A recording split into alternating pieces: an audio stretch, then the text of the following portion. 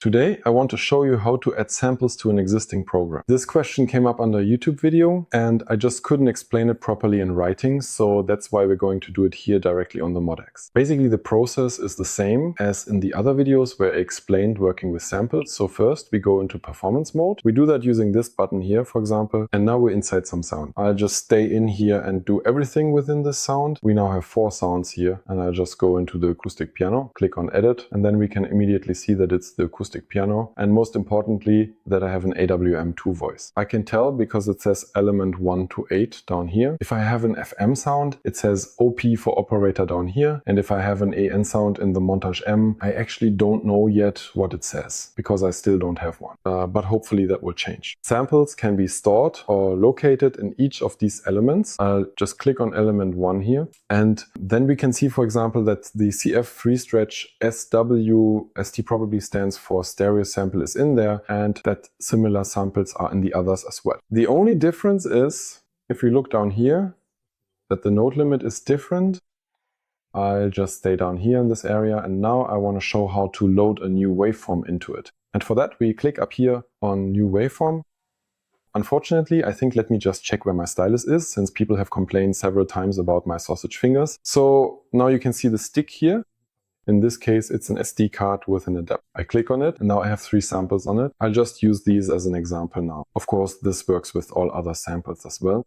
So here, if I click on it, it loads the sound. I'll just pick this one here because it's a bit longer. Now it's loading, and now it's in here. And you can already hear it on the keys below. At the same time, of course, all the other sounds in this zone are also available. I'll show you that in a moment. If we want to do something here now, we can click on Edit Waveform.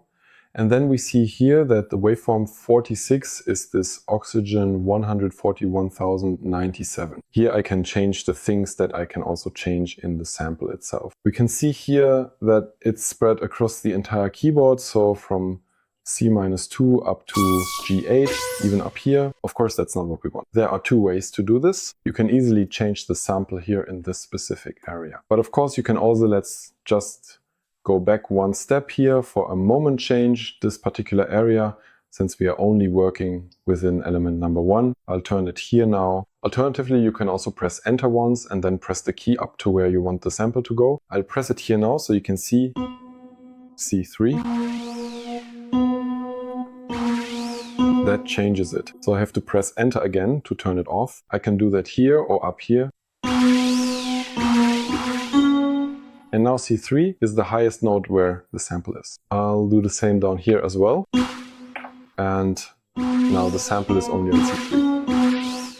If I go into this element now, I see that it's still running on C2 as well. So I would have to turn this up now so that the piano doesn't sound there as well. That's already out. That's out too. Everything you still hear in the background now is this area. I'll mute them now. Now only the sample is left. If I were to save the whole thing now, so if I clicked on store here and made my sound over white carbon performance, then the sound would actually already be overwritten and we would have simply replaced the sample. I hope that this was what the colleague wanted to see. If not, please leave another comment below and then maybe we can go into a bit more detail.